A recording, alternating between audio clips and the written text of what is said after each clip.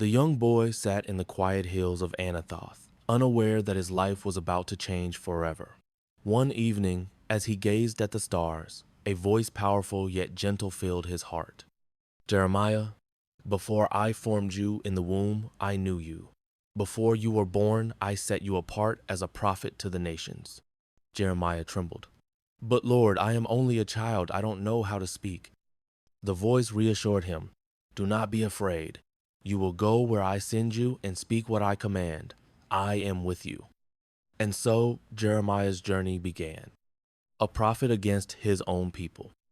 Jeremiah walked the streets of Jerusalem, warning the people that their wickedness would bring destruction.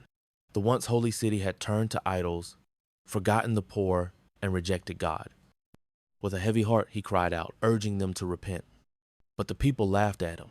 The priests ridiculed him. The king dismissed his words. One day, as Jeremiah stood in the marketplace, shouting his warnings, the guards seized him. They beat him and locked him in the stocks.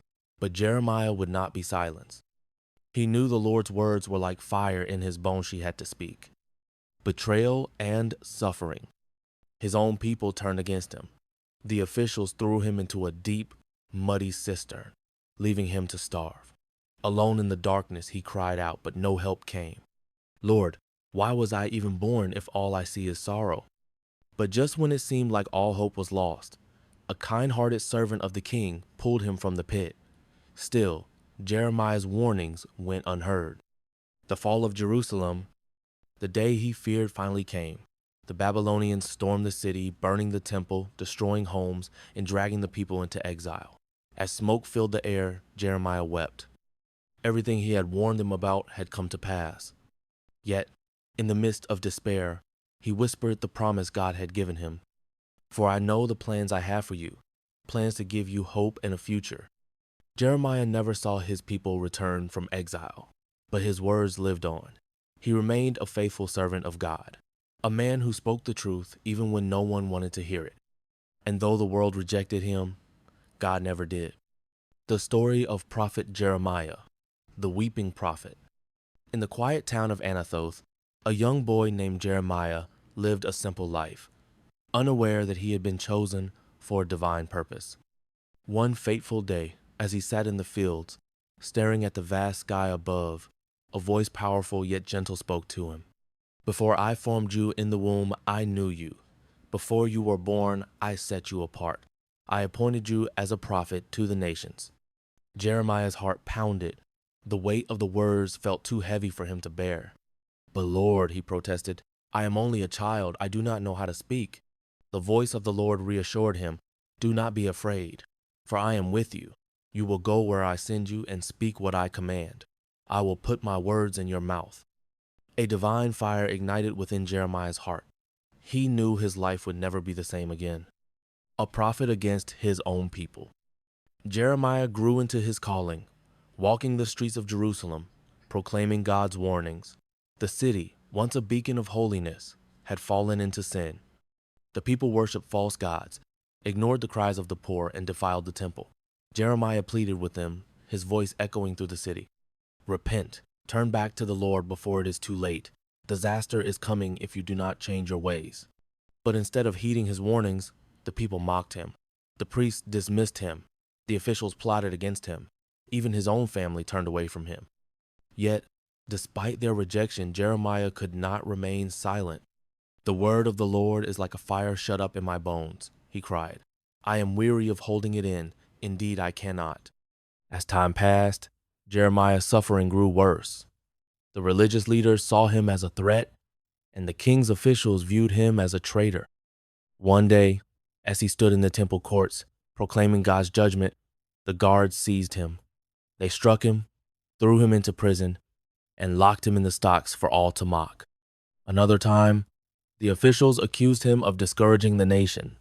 They dragged him before the king, and without mercy, threw him into a deep, dark cistern. The walls were cold and damp, and the bottom was filled with thick mud. He sank into it, left to die in the darkness. Alone in the pit, Jeremiah wept. Why was I even born if all I see is sorrow? Lord, have you abandoned me? But God had not forgotten him. A kind servant named Ebed-Melech heard of his suffering and bravely pleaded with the king to rescue him. With ropes and rags, they pulled Jeremiah from the cistern, saving his life. Yet, despite his deliverance, his warnings continued to fall on deaf ears. The fall of Jerusalem. The day of destruction finally arrived.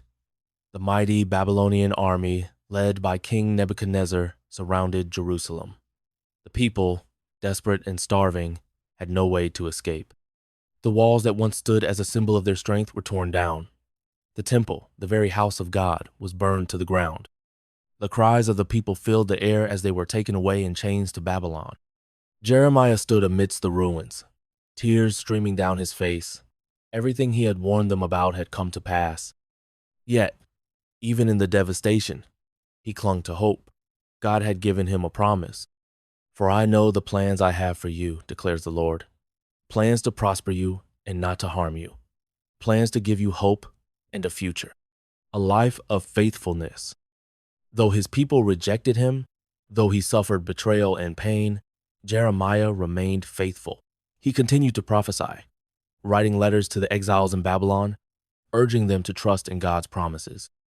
He reminded them that after 70 years, they would return to their homeland. Jeremiah never saw their return. He lived out his final days in Egypt, still proclaiming God's truth. The world may have rejected him, but God never did. His life was a testament of faith, courage, and unwavering obedience. He was a man who stood alone, but never truly was, because the Lord was always with him. And though he was known as the weeping prophet, his tears were not in vain. His words lived on, carrying the message of God's justice, mercy, and unfailing love for generations to come.